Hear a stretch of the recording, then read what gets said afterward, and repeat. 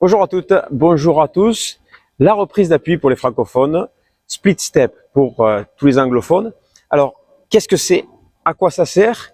Et comment est-ce que je vais pouvoir mettre la reprise d'appui dans mon jeu pour que ce soit le plus efficace possible? Alors, on va étudier tout ceci aujourd'hui. Avant toute chose, je tiens à vous rappeler que vous pouvez poser vos questions, vous pouvez laisser vos commentaires afin de comprendre qu'est-ce qui serait le mieux pour votre jeu. Et moi, je me ferai vraiment un plaisir d'y répondre. D'accord? Donc allez, on y va, c'est parti. Je disais donc, qu'est-ce que c'est que cette reprise d'appui? Et en fait, je vais vous inviter à aller regarder les matchs de paddle professionnels que vous pouvez retrouver sur YouTube notamment, ou alors à la télévision. Eh bien, vous allez vous apercevoir que tous les joueurs professionnels réalisent une reprise d'appui avant de frapper chaque coup.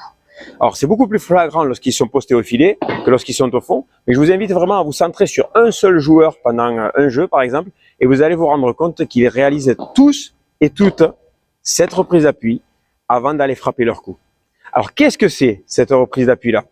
La reprise d'appui, c'est un petit saut.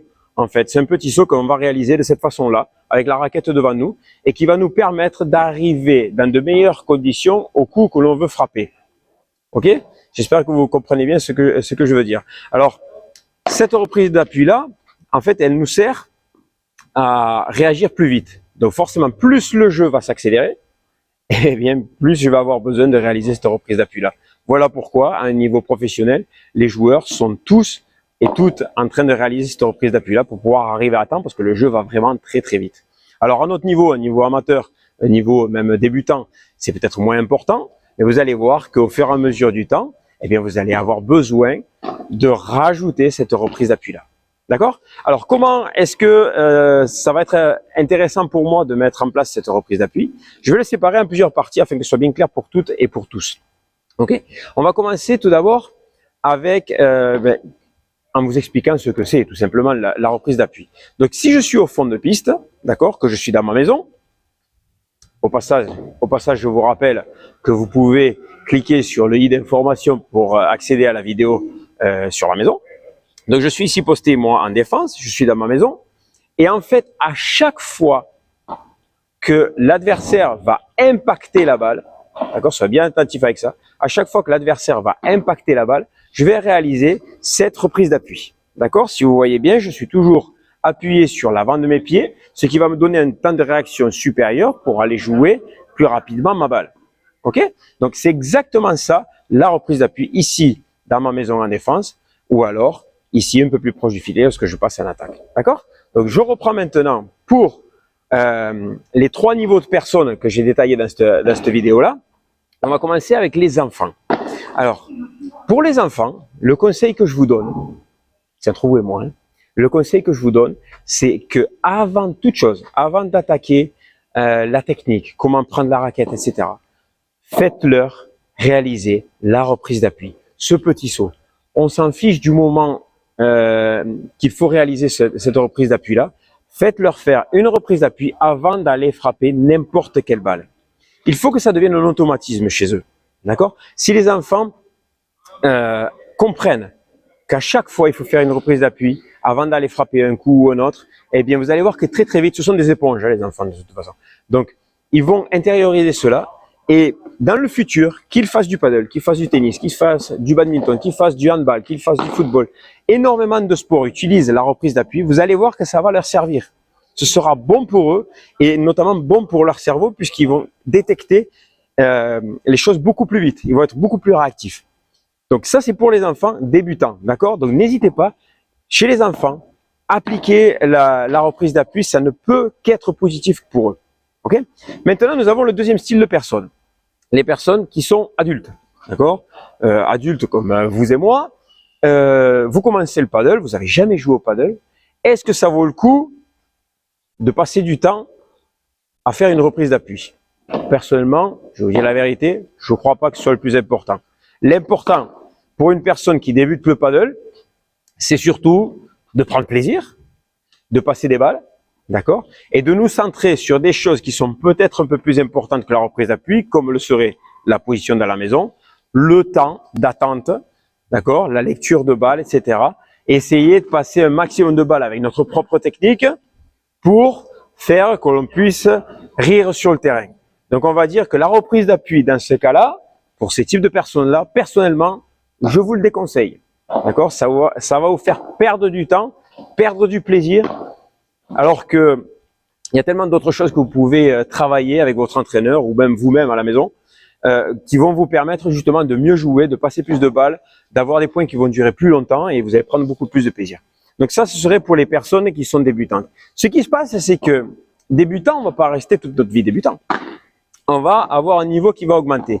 Et ce niveau qui va augmenter, eh bien, il va arriver un jour où vous allez jouer contre des personnes qui ont un rythme de jeu supérieur, un rythme de croisière qui est supérieur au vôtre, et donc vous allez voir que vous allez vous retrouver un petit peu bloqué, c'est-à-dire vous ne trouvez pas d'option. Et c'est à ce moment-là que vient la reprise d'appui, parce que la reprise d'appui, c'est la base du jeu de jambes, d'accord? Donc en fait, si j'ai un jeu de jambes qui est beaucoup plus actif, eh bien je vais pouvoir arriver plus vite, comme je vous le disais, ce que font les joueurs professionnels, je vais pouvoir arriver plus vite à la balle suivante, etc. Donc en fait, la reprise d'appui va me servir vraiment à un moment donné dans mon jeu, dès que je vais voir que je vais être un peu bloqué par la vitesse, eh bien je vais rajouter cette reprise d'appui, ça va me permettre d'être beaucoup plus réactif, de partir plus vite vers la balle, et donc ça va me servir à être meilleur sur le terrain. Alors maintenant, on va détailler un petit peu, suivant les zones sur le terrain, qu'est-ce que je peux faire, d'accord? Donc d'abord, je suis en défense. Alors, à quel moment je vais devoir réaliser cette reprise d'appui? Eh bien, le mieux, je le disais tout à l'heure, c'est que au moment où les adversaires impactent la balle, c'est vraiment au moment où ils touchent la balle avec leur raquette que vous allez devoir réaliser cette reprise d'appui. Donc, je vais devoir être toujours très attentif à ce qui se passe pour qu'au moment où il y ait l'impact de la balle, je puisse réaliser ma reprise d'appui ainsi. Ok? Après, donc, je vais soit venir jouer la balle devant moi, soit je vais aller derrière moi jouer une sortie de vitre ou une balle de défense, mais vraiment toujours être très attentif à ce moment-là, au moment de l'impact. Le but, il est que j'augmente mon temps de réaction. Donc, si je ne fais pas attention à ça, si je réalise ma reprise d'appui trop tôt, c'est-à-dire que l'adversaire moi, je vais réaliser ma reprise d'appui et l'adversaire va ensuite toucher la balle, eh bien, je serai déjà avec mon poids du corps au sol et je vais mettre trop de temps à démarrer pour aller chercher la balle.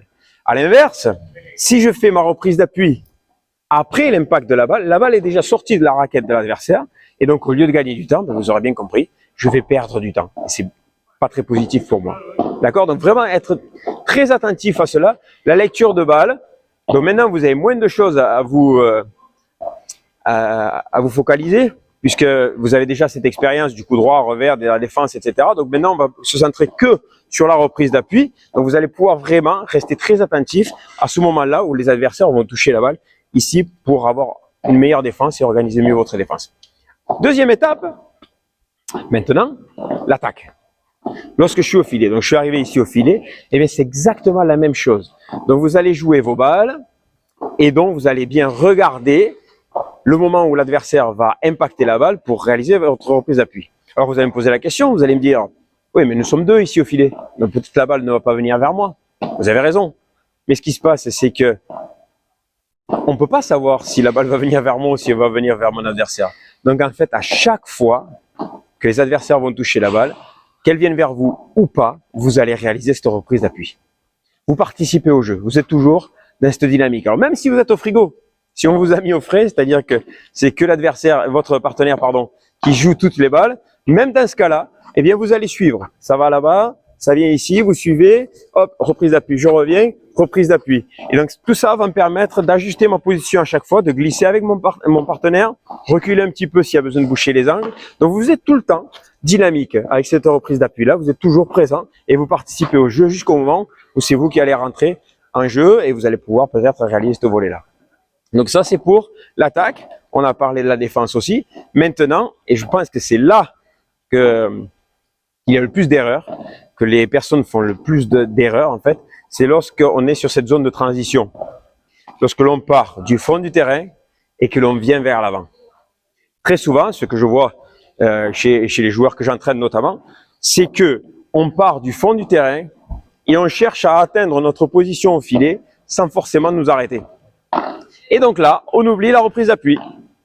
Donc, je suis au fond du terrain. Par exemple, je réalise un lob, je cours vers l'avant. La balle, elle arrive et je la frappe en courant. Je pense que ça vous est peut-être déjà arrivé. Et vous réalisez la faute, soit dans le filet, soit dehors. Parce que vous n'êtes pas arrêté. Et donc, pensez à bien réaliser cette reprise d'appui-là. Donc, admettons, je réalise un lob, j'avance. Et à ce moment-là, je vois qu'admettons, l'adversaire va réaliser une bandeja. Et donc, avant qu'il réalise sa bandeja, je vais m'arrêter. Je vais arrêter ma course pour pouvoir réaliser correctement cette reprise d'appui-là au moment où il impacte la balle. OK? Donc, tout ça, c'est vraiment très important de bien cerner, bien capter ces choses-là.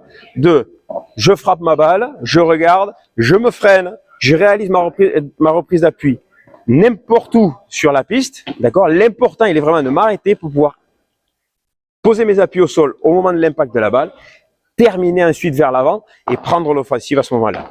D'accord? Donc, voilà un petit peu tout ce qui se passe avec cette reprise d'appui. Elle est vraiment très importante, comme je vous le disais. Donc, pour les enfants, que ce soit bien intériorisé.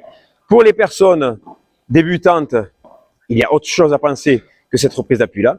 Et surtout ensuite, pour les personnes qui ont besoin d'un peu plus d'activité, qui se rendent compte que leur paddle, le niveau paddle a besoin d'augmenter, eh bien, je vous conseille de vous centrer sur cette reprise d'appui-là et surtout de vous freiner avant que les adversaires impactent la balle. Ok?